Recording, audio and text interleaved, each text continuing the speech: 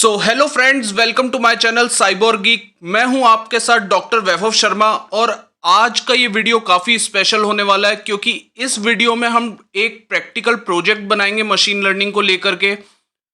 पिछले वीडियो में हमने ये देखा कि मशीन लर्निंग की स्टेप्स क्या होती हैं, यानी कि हमें पहले क्या स्टेप लेनी है, सेकंड नंबर पे क्या स्टेप लेनी है, मतलब मशीन लर्निंग को अप्लाई कैसे करते हैं। लेकिन इस वीडियो में हम ये देखने वाले हैं कि मशीन लर्निंग की कोडिंग कैसे करते हैं। एक्चुअल में मशीन लर्निंग या कोई सी भी प्रोग्रामिंग लैंग्वेज या कुछ भी सीखने का तरीका, जैसे आपको वेबसाइट बनानी है, HTML CSS सीखना है, जावा स्क्रिप्ट सीखनी है, कुछ भी सीखने के दो तरीके होते हैं। पहला तरीका तो ये होता है कि आप लाइन बाय लाइन कोड सीखिए, उसकी प्रैक्टिस कीजिए, फिर कुछ क्वेश्चंस उठाइए, फिर कोई प्रोजेक्ट उठाइए, प्रैक्टिकली उस पर काम कीजिए। और दूसरा तरीका कौन सा होता है कि सबसे पहले कोई प्रोजेक्ट उठा लो। अब उस प्रोजेक्ट को करने के लिए आपको क्या क्या करना है वो सीखते चलो, तो उसी में आप कोडिंग भी सीख लोगे जो आपकी नीड है, एल्गोरिदम कैसे अप्लाई करनी है वो भी सीख लोगे, कौन सी एल्गोरिदम अप्लाई करनी है वो भी सीख लोगे। तो ये जो दो तरीके होते हैं, तो इसमें से आज हम डायरेक्ट एक प्रोजेक्ट इंप्लीमेंट कर रहे हैं। इसको स्टेप बाय स्टेप डिकोड करेंगे कि इसकी कोडिंग हम कैसे करेंगे, कौन सी स्टेप हम पहले लगाएंगे, फिर हम कौन सी स्टेप लगाएंगे। यानी कि पिछले वीडियो में जो हमने देखा था कि मशीन लर्निंग के क्या स्टेप्स हैं, वो अब हम practically one by one implement करेंगे। तो ये जो दूसरा तरीका है, मैं ये क्लेम नहीं करता हूं कि इस प्रोजेक्ट से आप पूरी मशीन लर्निंग सीख जाओगे, लेकिन ये वीडियो आपके लिए बहुत हेल्पफुल होने वाला है क्योंकि ये आपको किसी भी मशीन लर्निंग एल्गोरिदम को कैसे अप्लाई करना है उसकी प्रैक्टिकल इंसाइट देने वाला है। तो अब हम आज के इस वीडियो में कौन सा प्रोजेक्ट करने वाले हैं? हम एक प्रोजेक्ट करने वाले हैं जो है डॉग वर्सेस कैट क्लासिफिकेशन। यानी कि हम एक सिस्टम बनाएंगे और हमारा सिस्टम खुद ही पहचान लेगा जब हम उसे इमेज देंगे कि कौन सी इमेज कैट की है, कौन सी इमेज डॉग की है। वैसे तो आज की डेट में ये प्रोजेक्ट काफ़ी सिंपल है क्योंकि इससे कई ज़्यादा एडवांस प्रोजेक्ट्स बन चुके हैं और बन रहे हैं, लेकिन ये कहीं ना कहीं आपके मशीन लर्निंग की फाउंडेशन के लिए सबसे ज़रूरी है कि आपको ये जानना है कि किसी भी प्रोजेक्ट को करते कैसे हैं। तो इस वीडियो के अंत तक बने रहिएगा, आपको मजा आएगा कि स्टेप बाय स्टेप जब हम डिकोड करेंगे कि हम इस प्रोजेक्ट को प्रैक्टिकली कैसे इंप्लीमेंट कर रहे हैं। जब प्रोजेक्ट की मैं बात कर रहा हूं कैट वर्सेस डॉग क्लासिफिकेशन, तो सबसे पहली चीज जो हमें चाहिए वो है डेटा सेट। तो हम इस वीडियो में जानेंगे कि डेटा सेट हम कैसे डाउनलोड करेंगे, फिर हम मशीन लर्निंग की कौन सी एल्गोरिदम अप्लाई कर रहे हैं। तो इस प्रोजेक्ट को हम करेंगे रैंडम फॉरेस्ट से। अगर डीप लर्निंग को मैं हटा दूं तो रैंडम फॉरेस्ट मशीन लर्निंग की one of the most effective algorithm है क्लासिफिकेशन और रिग्रेशन के लिए। तो ये वाला प्रोजेक्ट हम रैंडम फॉरेस्ट से करेंगे। हम सब कुछ जानेंगे कि रैंडम फॉरेस्ट में हम हाइपर पैरामीटर्स कैसे सेट करें, उसकी कोडिंग कैसे करें और हम डेटा को कैसे प्रोसेस करें। अब सवाल ये उठता है कि हम एल्गोरिदम कौन सी लगाने वाले हैं, कौन सा प्रोजेक्ट बनाने वाले हैं। वो सब तो ठीक है, लेकिन हम बनाएंगे किन टूल्स का सहारा लेकर के? सबसे पहला क्वेश्चन ये होता है किसी भी मशीन लर्निंग एआई को यूज करने वाले या इंप्लीमेंट करने वाले के दिमाग में, जैसे कि हम C++ की कोडिंग भी बहुत सारे प्लेटफॉर्म्स पे कर सकते हैं, पाइथन की कोडिंग भी हम बहुत सारे प्लेटफॉर्म पे कर सकते हैं। मशीन लर्निंग एआई के लिए हम कौन सा टूल यूज करेंगे तो वो भी हम इस वीडियो में देखेंगे स्टेप बाय स्टेप। और टूल्स देखने के बाद एल्गोरिदम कैसे सेलेक्ट करेंगे और एल्गोरिदम कैसे अप्लाई करेंगे।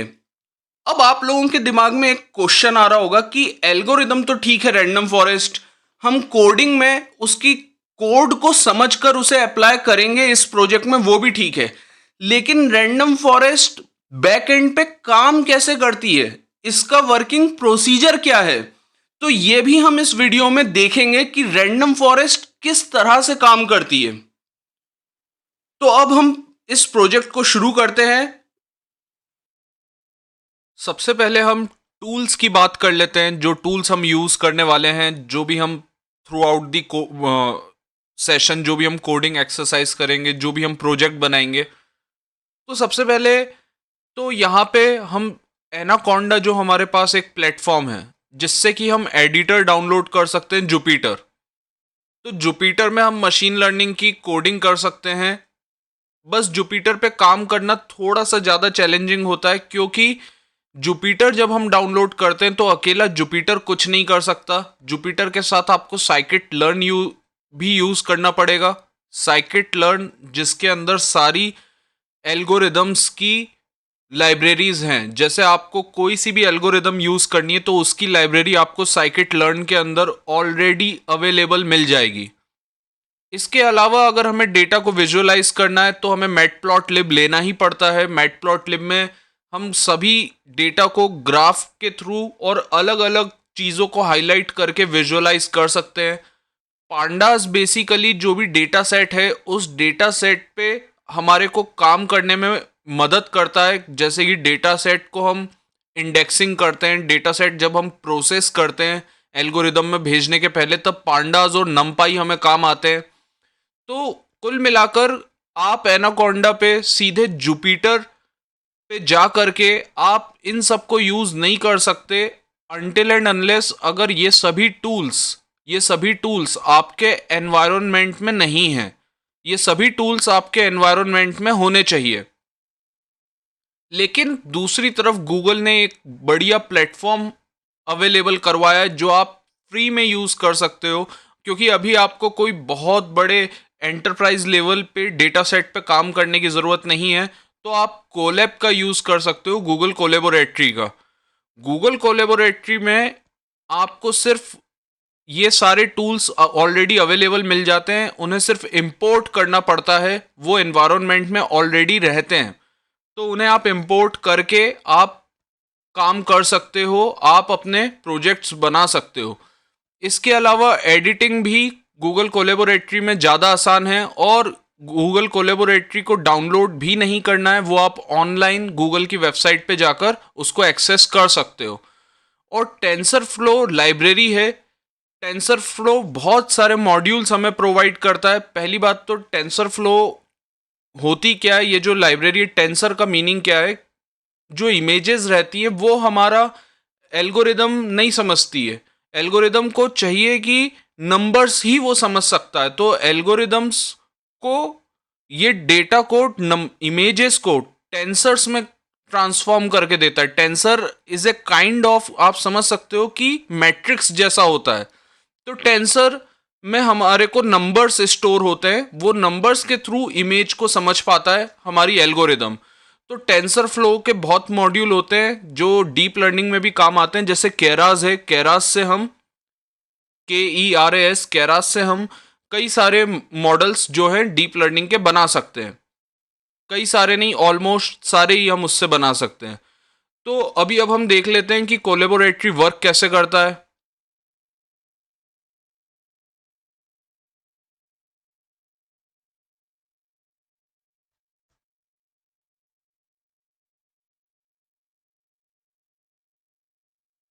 कुछ नहीं करना है, ये कहीं से आपको डाउनलोड करने की ज़रूरत नहीं है। आपको सीधे गूगल पे जाके गूगल कोलैब को ओपन करना है।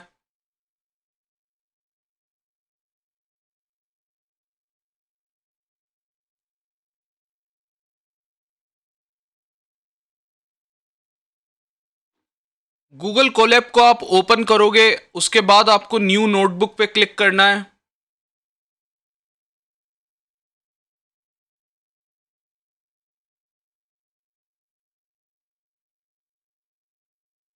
आपने जैसे ही न्यू नोटबुक पे क्लिक करा, न्यू नोटबुक पे आप सबसे पहले देखोगे कि आपके प्रोजेक्ट का यहाँ पे नाम आ जाएगा, जिसको आप कुछ भी नाम दे सकते हो। फॉर एग्जांपल, इसको आप जो नाम देना चाहो वो आप नाम दे सकते हो। एक बार हमने इसे नाम दे दिया, आप इसे बार बार एडिट भी कर सकते हो। ये आपकी नोटबुक का नेम हो जाएगा।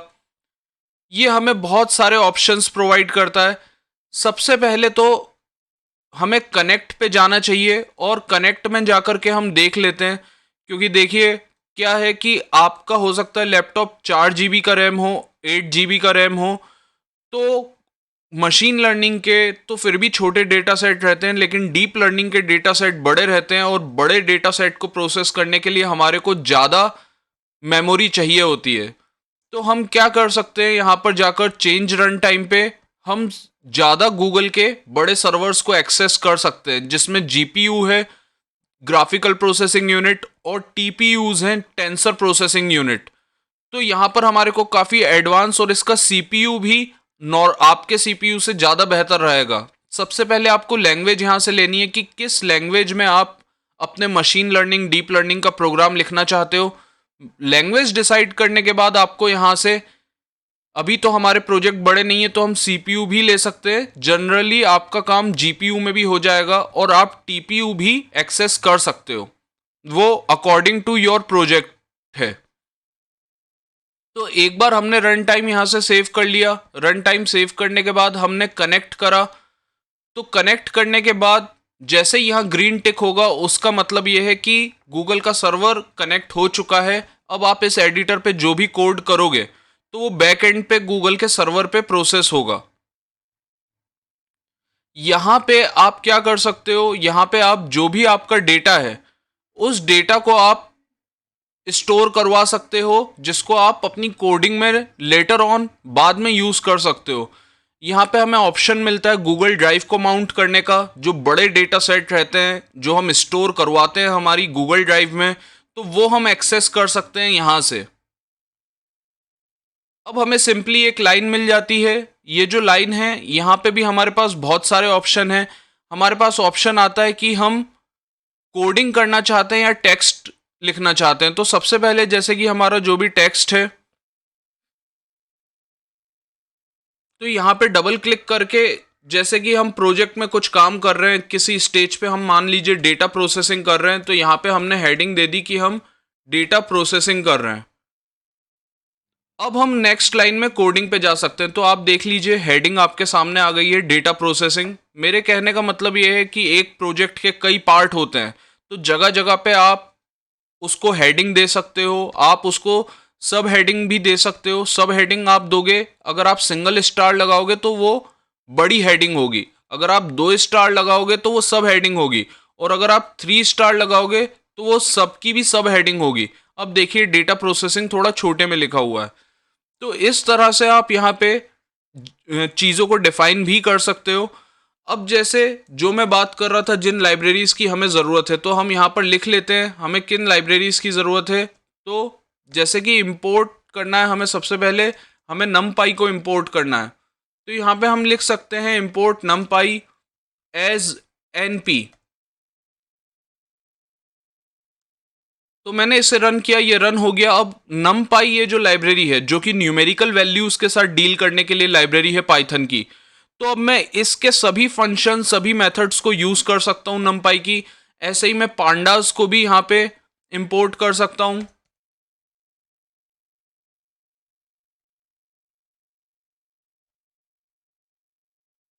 और इसी तरह से मैं यहाँ पे मैटप्लॉटलिब को भी इंपोर्ट कर सकता हूँ।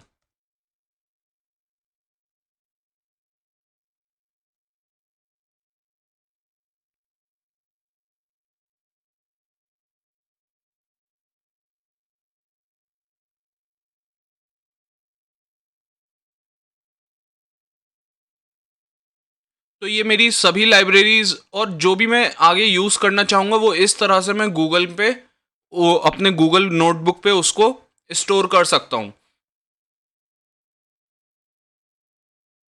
तो अब बात कर लेते हैं डिसीजन ट्रीज इस एल्गोरिदम की। डिसीजन ट्रीज एल्गोरिदम समझने के लिए हम आइरिस डेटा सेट का ही यूज़ कर लेते हैं।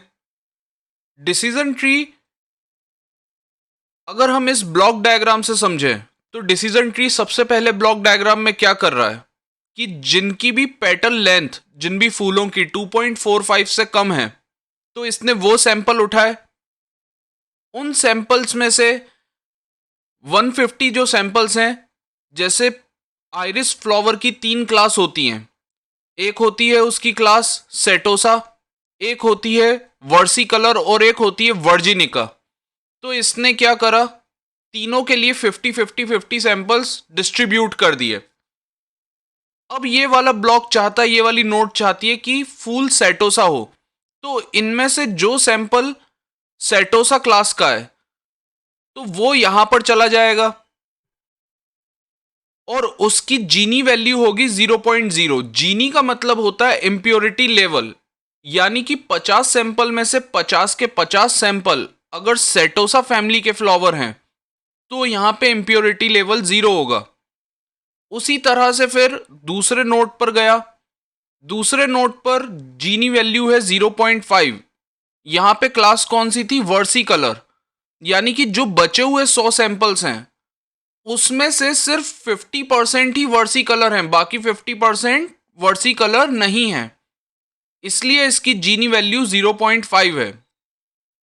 फिर जो बचे हुए सैंपल्स हैं उन सैंपल में से आधे सैंपल भेज दिए गए कि ये डिटेक्ट करने के लिए कि वो क्लास वर्सी कलर में है, और आधे सैंपल भेज दिए गए ये डिटेक्ट करने के लिए कि क्या उनकी क्लास वर्जिनिका है।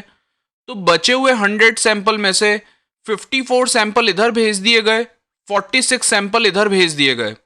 54 सैंपल में से 49 सैंपल वर्सी कलर के हैं और यहां पे 46 में से 45 सैंपल वर्जिनिका के हैं। तो यहां पर जीनी वैल्यू है 0.168, यहां पर जीनी वैल्यू है 0.043। तो यहां पर एक ट्री बन चुका है डिसीजंस का। डिसीजन में क्या होता है कि ये इस क्लास का है या नहीं है। फिर हम एक लेयर और नीचे जाएंगे और फिर हम पूछ रहे हैं कि ये फ्लावर किस क्लास का है, किस क्लास का नहीं है। तो इस तरह से डिसीजन ट्री बनता जाता है। इसमें नोड्स होती हैं, इसके हाइपर पैरामीटर में डेप्थ होती है कि हम डिसाइड कर सकते हैं डिसीजन ट्री कितना गहरा और कितना बड़ा होना चाहिए। तो इस तरह से डिसीजन ट्री काम करता है, यानी कि हमारे को जीनी फॉर्मूला पता होना चाहिए। जीनी फॉर्मूला जो हमें इम्प्योरिटी लेवल बताता है। यहां पे पी आई प्रोबेबिलिटी है कि हर क्लास की। इसका जो कॉस्ट फंक्शन है, इसका कॉस्ट फंक्शन यही होता है कि जो भी डेटा सेट है उसे हमने दो कैटेगरीज में डिवाइड कर दिया, लेफ्ट और राइट। अब लेफ्ट की जीनी वैल्यू क्या है और राइट की जीनी वैल्यू क्या है, ये जितनी ज्यादा कॉस्ट उतनी ज्यादा एरर उतना ज्यादा। तो हमारा टास्क क्या है ओवरऑल? जीनी वैल्यू कम करने का। तो इसी तरह से जो कॉस्ट फंक्शन है डिसीजन ट्री के रिग्रेशन थ्योरम के लिए, ये डिसीजन ट्री की क्लासिफिकेशन का कॉस्ट फंक्शन था।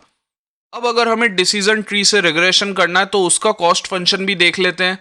उसके कॉस्ट फंक्शन में जीनी की जगह है मीन स्क्वायर एरर। जी हाँ, क्योंकि हमें वैल्यू प्रिडिक्ट करनी है और आप अच्छे से जानते हो कि प्रिडिक्टेड वैल्यू और ओरिजिनल वैल्यू के डिफरेंस के स्क्वायर को मीन स्क्वायर एरर कहते हैं। मीन स्क्वायर एरर जितना कम, प्रिडिक्टेड वैल्यू और ओरिजिनल वैल्यू में डिफरेंस उतना कम, मॉडल उतना बेहतर। तो हमें कुल मिलाकर इसे मिनिमाइज करना है। तो ये कॉस्ट फंक्शन है डिसीजन ट्री रिग्रेशन के लिए। अब डिसीजन ट्री से भी ज्यादा पावरफुल, कई गुना ज्यादा पावरफुल एल्गोरिदम होती है रैंडम फॉरेस्ट। इसमें कई सारे डिसीजन ट्री काम करते हैं और क्लासिफिकेशन में डिसीजन ट्री में जो डिसीजन ट्री 1 की जो प्रिडिक्शन रहती है, डिसीजन ट्री की 2 जो प्रिडिक्शन रहती है, डिसीजन ट्री n की जो प्रिडिक्शन रहती है, उसमें सबसे ज्यादा वोट जिस क्लास को मिले होते हैं। फॉर एग्जांपल डेटा सेट में सभी डिसीजन ट्री में से ज्यादा डिसीजन ट्री बता रहे हैं कि ये इमेज कार की है, तो जिसको सबसे ज्यादा वोट मिलते हैं वो हमारा फाइनल आंसर होता है। और रिग्रेशन में, रिग्रेशन यानी कि अगर हमें प्रिडिक्ट करना है प्लॉट का प्राइस क्या है, तो उसमें जो कई सारे डिसीजन ट्री रहते हैं जो सब प्रिडिक्ट करते हैं। फॉर एग्जांपल डिसीजन ट्री 1 ने प्रिडिक्ट करा प्लॉट का प्राइस 2 लाख है, डिसीजन ट्री 2 ने प्रिडिक्ट करा 2.5 लाख है। इसी तरह से जो सबका एवरेज होता है वो एवरेज हमारा फाइनल आंसर होता है रैंडम फॉरेस्ट रिग्रेशन में।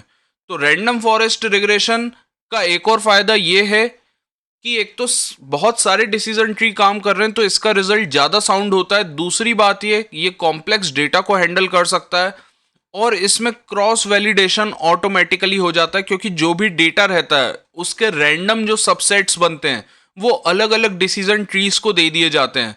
तो कुल मिलाकर ये कि वो डेटा सेट के कई पार्ट पे रैंडमली काम करता है। तो इस वजह से आंसर वोटिंग के थ्रू आता है, तो आंसर ज़्यादा बेहतर होने की उम्मीद होती है। अब इसकी कोडिंग देखते हैं एक प्रोजेक्ट के साथ, जिस प्रोजेक्ट में हम कर रहे हैं इमेज क्लासिफिकेशन।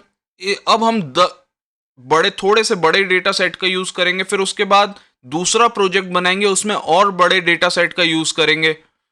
और अब हम इनकी प्रैक्टिकल एप्लीकेशन को देखते हैं। कॉम्प्लेक्स डेटा सेट, तो वो इस प्रोजेक्ट को बनाने के लिए हमें जो जो टूल्स लगेंगे हम उन टूल्स को इंपोर्ट कर लेते हैं। पांडास लगेगा, हमारे को ओएस लगेगा जिससे कि हम ऑपरेटिंग सिस्टम से कम्युनिकेट कर पाएं। साइकिट इमेज से हमें रीसाइज, क्योंकि हमें रीसाइज करने की ज़रूरत पड़ सकती है इमेज। IM रीड हमें इंस्टॉल करना पड़ेगा जिससे कि हम इमेज को रीड कर पाएंगे। मैटप्लॉटलिब, नमपाई वो तो हमें चाहिए ही। SVM हम इंपोर्ट कर रहे हैं, हम SVM की भी मेथडोलॉजी देखेंगे। और इसी प्रोजेक्ट में आगे हम रैंडम फॉरेस्ट को भी इंस्टॉल करेंगे, क्योंकि ये प्रोजेक्ट कॉम्प्लेक्स है। SVM घंटों लेगा जिस प्रोजेक्ट को सॉल्व करने के लिए, वो रैंडम फॉरेस्ट कुछ मिनट्स में कर देगा। तो अभी हम वो देखेंगे। ग्रिड सर्च CV लेंगे, जो कि हमने जो सबसे पहले जो प्रोजेक्ट बनाया था, उस प्रोजेक्ट में भी हमने यही देखा था कि जो हमारा ग्रिड सर्च CV है, ग्रिड सर्च CV हमारी हेल्प करता है जो भी हमारे कंपोनेंट्स होते हैं, जो भी हमारे हाइपर पैरामीटर होते हैं, उसमें बेस्ट हाइपर पैरामीटर सेलेक्ट करने में। ट्रेंड टेस्ट स्प्लिट लेंगे डेटा सेट को डिवाइड करने के लिए, और यहाँ पे भी एक्यूरेसी स्कोर और क्लासिफिकेशन रिपोर्ट को भी हम इंपोर्ट करवा रहे हैं। अब हमें डेटा सेट को डाउनलोड करना है, तो डेटा सेट हम कहाँ से डाउनलोड कर सकते हैं? उसके लिए एक वेबसाइट है kaggle.com पे आप जाएंगे, वहाँ पे कैट्स एंड डॉग्स क्लासिफिकेशन देखेंगे। इसको आप डायरेक्टली डाउनलोड कर सकते हैं। और इसको डाउनलोड करने का एक तरीका ये भी है कि आपको ये लिंक कॉपी कर लेनी है। ये लिंक कॉपी करने के बाद आप यहाँ पे इंपोर्ट करेंगे कैगल हब, और कैगल हब इंपोर्ट करने के बाद आपको कुछ नहीं करना है, Kaggle hub dot data set download, और यहाँ पे वो आपको लिंक पेस्ट कर देनी है। और फिर आपको जिस पाथ में जो सेव हो रही है, जो पाथ हमने एक वेरिएबल लिया है, वो पाथ हमें मिल जाएगा जहाँ पे हमारा डेटा सेट डाउनलोड हो चुका होगा। तो इसको हम कर लेते हैं, इसको आप रन करेंगे।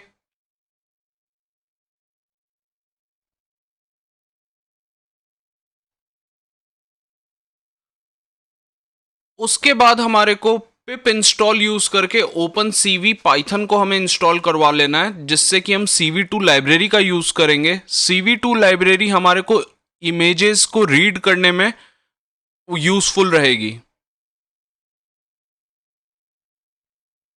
उसके बाद हमें CV2 इंपोर्ट करना है। अब हमारी दो कैटेगरीज हैं, जिन दो कैटेगरीज के बीच हमें इमेज क्लासिफिकेशन करना है, एक है कैट, एक है डॉग। हालांकि जो पिछला प्रोजेक्ट था उसमें 10 कैटेगरीज थी, लेकिन वो इमेजेस छोटे साइज की थी। यहाँ पे इमेजेस काफ़ी बड़े साइज की हैं। तो हमें सबसे पहले क्या करना है, डेटा सेट के दो पार्ट करने हैं। एक होता है सोर्स, जिसमें हम सब फीचर्स स्टोर करेंगे। दूसरा है टारगेट। टारगेट में हम वो वैल्यू स्टोर करेंगे जो हमें प्रिडिक्ट करनी है। तो वो कैट है वो इमेज, या वो इमेज डॉग है, वो हमारा जो उसकी इंडेक्सिंग रहेगी वो हमारा टारगेट अरे में स्टोर होगी। तो पहले हम दो अरे डिफाइन कर लेते हैं, एक इनपुट अरे जिसमें हमारा सोर्स होगा, और एक आउटपुट अरे जिसे हम टारगेट अरे कह रहे हैं, जिसमें कि हमारी कैटेगरीज होंगी जो हमें प्रिडिक्ट करनी है। जो पाथ अभी हमने जिस पाथ में डेटा डाउनलोड करा था उसे हम स्टोर करवा लेते हैं डेटा डायरेक्टरी नाम के एक इंस्टेंस में। इसको शॉर्ट फॉर्म में मैंने डेटा DIR लिखा है। यहाँ पे अब हमारे को डेटा सेट को पे कुछ काम करना पड़ेगा, जैसे कि इमेजेस को रीसाइज करना पड़ेगा, और जो हमारा इनपुट है उसे फ्लैट डेटा में स्टोर करवाना पड़ेगा, और जो हमारा आउटपुट है, जो हमारी कैटेगरीज हैं जिसे हम प्रिडिक्ट करवाना चाहते हैं, उनके जो इंडेक्स हैं वो हमें टारगेट अरे में स्टोर करवाने पड़ेंगे। तो सबसे पहले हम फॉर लूप लगाते हैं। आई इन कैटेगरीज जितनी भी इमेज हैं उनके लिए, क्योंकि हमारे को ये काम सभी इमेज पे करना है। देखिए ऐसा नहीं होता है कि एक इमेज का साइज़ है 1000 × 800, एक का 32 × 32। सभी इमेजेस का जो साइज़ है वो यूनिफॉर्म होना चाहिए। तो जो पाथ है, पाथ में जो हमने मेंशन करा है डेटा डायरेक्टरी को, उसे हम उसकी कैटेगरी आई के साथ ज्वाइन कर लेते हैं यूजिंग os.path.join। हमें यहाँ पर सबसे पहले ये काम करना है कि जो भी इमेज है उस इमेज को अब हमें उस पाथ के साथ अटैच कर देना है, जिसको हम स्टोर करवा लेंगे इमेज अंडर स्कोर पाथ में। अब हमें उस इमेज को रीड करना है, तो वो हम उसके लिए cv2.im रीड का यूज़ करेंगे और उसे इमेज अरे में स्टोर करवा लेंगे। देखिए कई बार हो सकता है कि इमेज ना हो, डेटा मिसिंग हो उस नंबर के इंडेक्स पे, तो उस केस में क्या करना है, अगर इमेज अरे खाली नहीं है, अगर खाली नहीं है तो हमें इमेज को रीसाइज करना है। हम सभी इमेज को यूनिफॉर्म रीसाइज करेंगे, 150 × 150 पिक्सल रेट रखेंगे और कॉमा जो 3 है, 3 आप जानते हो फॉर RGB फॉर्मेट। अब जो इमेज रीसाइज हो चुकी है उस डेटा को हम फ्लैट कर रहे हैं, फ्लैट करके हम फ्लैट डेटा अरे में हम स्टोर करवा रहे हैं। फ्लैट करने से वो 1D में कन्वर्ट हो जाएगा, या तो हमारा मॉडल 2D प्रोसेस कर सकता है या 1D। और जो भी कैटेगरीज हैं उसे हम टारगेट अरे में स्टोर करवा रहे हैं कि वो डॉग है या वो कैट है। अगर इमेज नहीं होती है, खाली मिलता है इमेज अरे, तो हमें प्रिंट करवा देना है फाइल इज स्किपिंग, और ये हमारा एक्सेप्शन है। एक्सेप्शन में हमें यही प्रिंट करवाना है कि फाइल हमारी स्किप हो रही है, अदरवाइज हमें प्रिंट करवाना है कि कैटेगरी इज सक्सेसफुली लोडेड। तो फ्लैट डेटा अरे को हम फ्लैट डेटा में सेव करवा सकते हैं, और जो टारगेट अरे था हम उसे numpy की मदद से, np.array की मदद से टारगेट में सेव करवा सकते हैं। तो इसको आप रन करोगे, रन करने पर आप देख सकते हो कि हमारे सामने क्या आ रहा है। हमारे सामने आ रहा है कि जो कैट की इमेजेस थी वो पूरी लोड हो चुकी हैं, जिसमें से ये इंडेक्स वाली फाइल मिसिंग थी, और इसी तरह से डॉग कैटेगरी की भी सभी इमेज सक्सेसफुली लोड हो चुकी हैं। तो अब हम इसे डेटा फ्रेम में कन्वर्ट कर लेते हैं। आप जानते हो डेटा फ्रेम के साथ डील करने में कितनी आसानी होती है। फ्लैट डेटा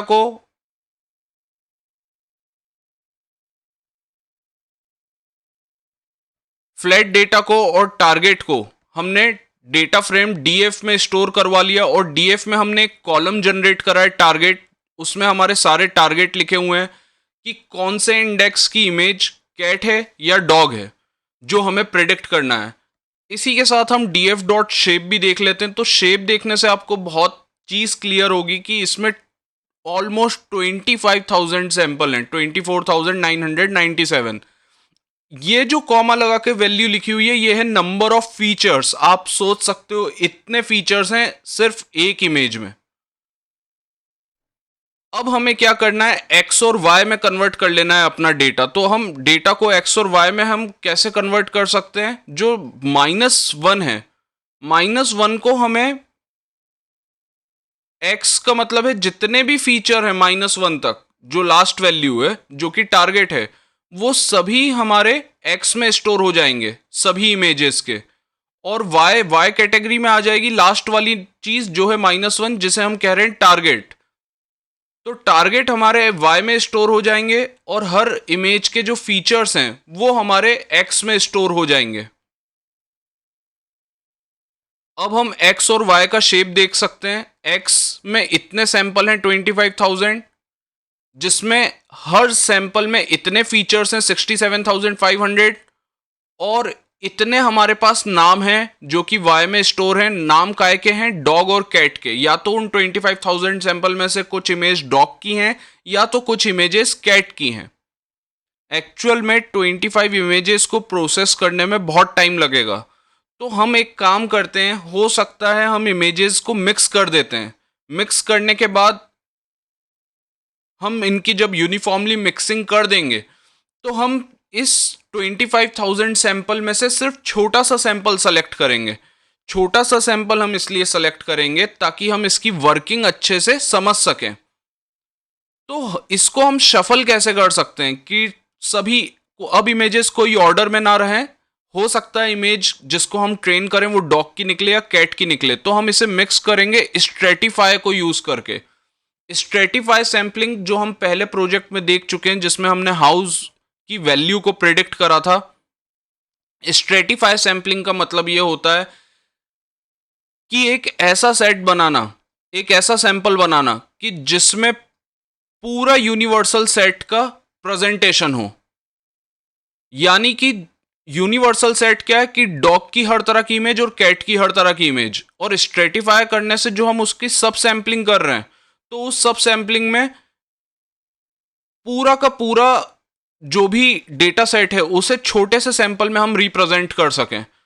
तो हमने क्या करा, अभी सारी इमेजेस को मिक्स कर दिया। इसमें से ट्रेनिंग डेटा का जो साइज लिया वो हमने 80% लिया, लेकिन स्ट्रेटिफाई वाई यूज करके हम क्या कर रहे हैं, जो भी हमारा ट्रेनिंग डेटा है, टेस्ट डेटा तो हमें देखना भी नहीं है, उस पर हम प्रिडिक्शन करेंगे। तो जो भी हमारा ट्रेनिंग डेटा है, उस ट्रेनिंग डेटा में भी अच्छे से कैट और डॉग की इमेजेस मिक्स हो चुकी हैं। अब हम एक काम करते हैं, 25,000 हम सैंपल नहीं ले रहे, हम क्या कर रहे हैं, सिर्फ स्टार्टिंग की 150 इमेजेस को ले रहे हैं। तो वाई ट्रेन जिसमें कैट और डॉग के नाम लिखे हुए हैं, स्टार्टिंग के 150 ले रहे हैं, वो वाई में हो जाएगा जो हमें प्रिडिक्ट करना है, और स्टार्टिंग की 150 जो इमेजेस का डेटा है विथ फीचर्स वो एक्स में हम स्टोर करवा ले रहे हैं। अब हम एक्स, कैपिटल एक्स और कैपिटल वाई का शेप देख लेते हैं। जी हाँ, बिल्कुल 150 ही है हमारा नंबर ऑफ सैंपल। एक सैंपल के फीचर्स हैं 67,500। अब ये जो मेथडोलॉजी है, मैंने खुद ने एक्सपेरिमेंट करके देखा है, तो ये जो सपोर्ट वेक्टर मशीन है ये काफ़ी घंटे ले सकती है, लेकिन फिर भी आपके पास इसका कोड होना चाहिए। हम इसे रन नहीं करेंगे, तो आप इसको देख सकते हैं कि सबसे पहले हमने एक वेरिएबल लिया पैराम ग्रिड। इस ग्रिड वेरिएबल में हमने जो भी सी के सपोर्ट वेक्टर मशीन के जो भी हाइपर पैरामीटर हैं, जैसे सी, गामा, कर्नल, उनकी वैल्यूज ले ली हैं। अब इनका हाइपर पैरामीटर का जो बेस्ट कॉम्बिनेशन होगा वो ग्रिड सर्च सीवी में निकल के आएगा और वो मॉडल में स्टोर हो जाएगा। फिर मॉडल डॉट फिट करके हम जो अभी ऊपर हमने कैपिटल एक्स और वाई लिया है उसको हम फिट कर सकते हैं, और मॉडल डॉट प्रिडिक्ट करके हम अपनी प्रिडिक्शंस कर सकते हैं। लेकिन हम इस प्रोजेक्ट के लिए यूज करेंगे रैंडम फॉरेस्ट क्लासीफायर।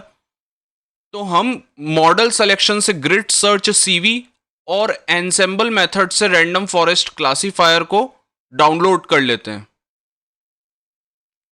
यहाँ पे जो ग्रिड पैरामीटर्स हैं, यहाँ पे हमने जो पैरामीटर्स में से हमें चूज करना है कि बेस्ट पैरामीटर कौन होंगे, तो रैंडम फॉरेस्ट के कुछ हाइपर पैरामीटर होते हैं जैसे एन एस्टिमेटर्स, जिसका मतलब है कितने डिसीजन ट्री लेने हैं। तो हम दोनों पे एक हिट एंड ट्रायल कर लेते हैं कि 100 ट्रीज बेटर रहेंगे या 50। आप पूरी लाइफ भर भी एक्सपेरिमेंट कर पाओगे, आप कभी पता नहीं कर पाओगे कि कौन से हाइपर पैरामीटर बेस्ट हैं। वो ग्रिड सर्च जो मेथड है वो प्रोसेस हमारे लिए आसान कर देती है कि हम इसमें से 100, 50 और इस ब्रैकेट के अंदर आप 30, 20 और नंबर्स भी ले सकते हो। तो ये जो मेथड है ये हमारे लिए ये आसानी कर देती है कि बेस्ट पैरामीटर हमारे लिए सेलेक्ट कर लेती है। मैक्सिमम डेप्थ हमें कितनी लेनी है, कि डिसीजन ट्रीज की कितनी डेप्थ होनी चाहिए, कहाँ तक डिसीजन ट्रीज जाने चाहिए। एक डिसीजन ट्री 10, 20, नन। नन का मतलब है जो डिफॉल्ट डेप्थ है।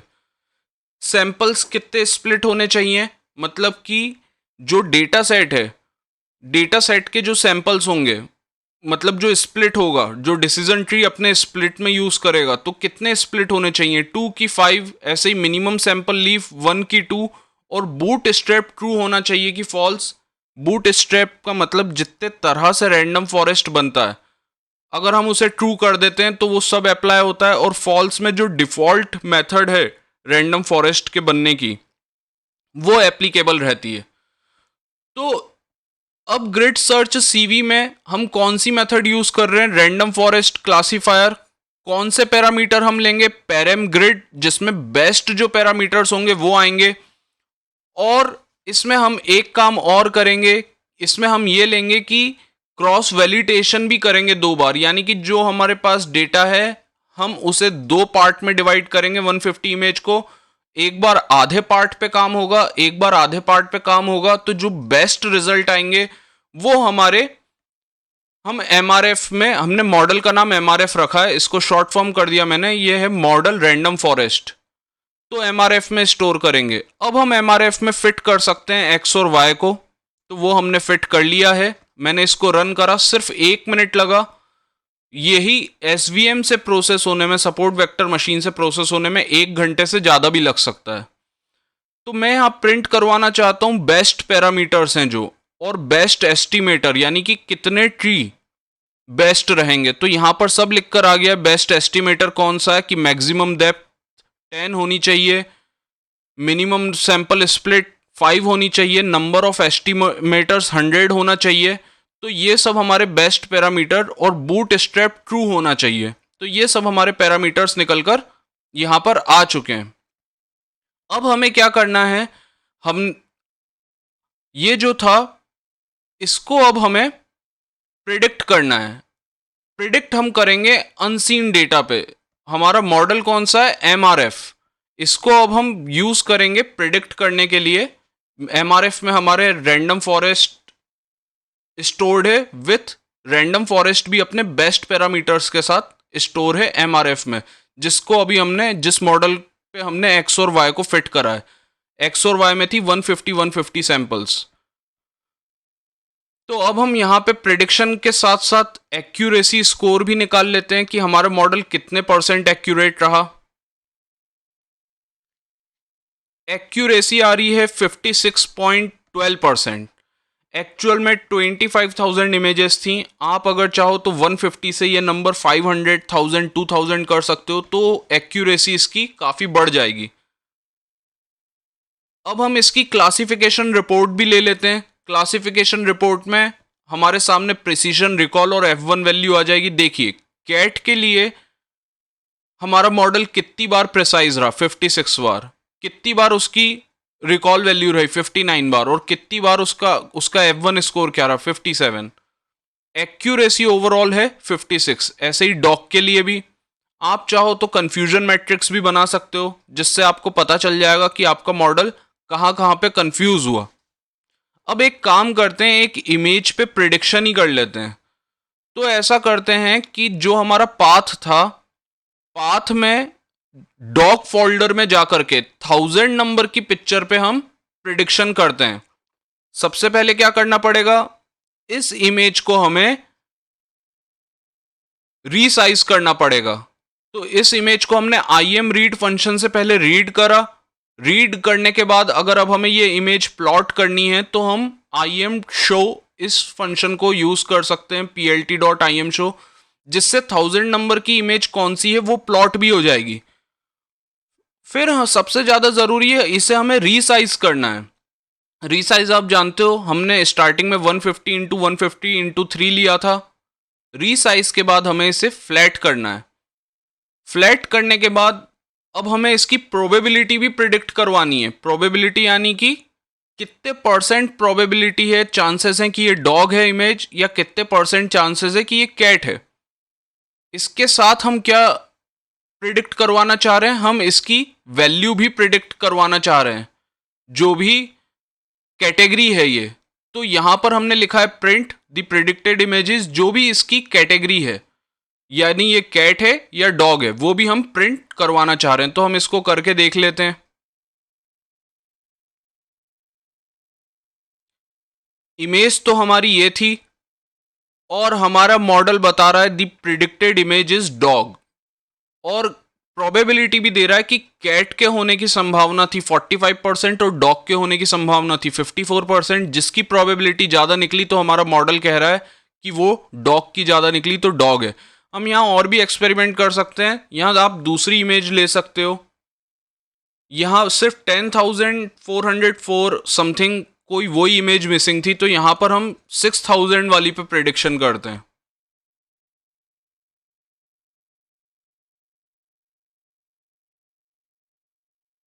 तो यहाँ पे इस डॉग पे हमारा मॉडल प्रिडिक्शन कर रहा है कि ये इमेज कैट है, कैट के होने की ये प्रोबेबिलिटी बता रहा है 70% और डॉग की बता रहा है 29%, जो कि गलत है। और क्योंकि गलत हो भी सकता है क्योंकि हमारा मॉडल सिर्फ 56% ही एक्यूरेट है। तो इस तरह से आप एक्सपेरिमेंट कर सकते हो, नंबर ऑफ ट्रेनिंग डेटा आप बढ़ा सकते हो, तो आप और अच्छे रिजल्ट इस पे अचीव कर सकते हो।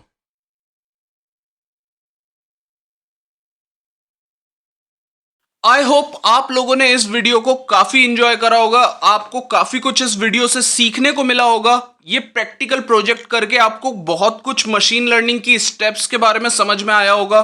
तो इस तरह के वीडियोस कंटिन्यूअसली पाने के लिए आप मेरे चैनल को लाइक, शेयर और सब्सक्राइब कर सकते हैं और हमारे साथ जुड़े रह सकते हैं इससे बेहतर और इस तरह के वीडियोस पाते रहने के लिए। Thank you. आप लोगों का दिन शुभ रहे। नमस्ते।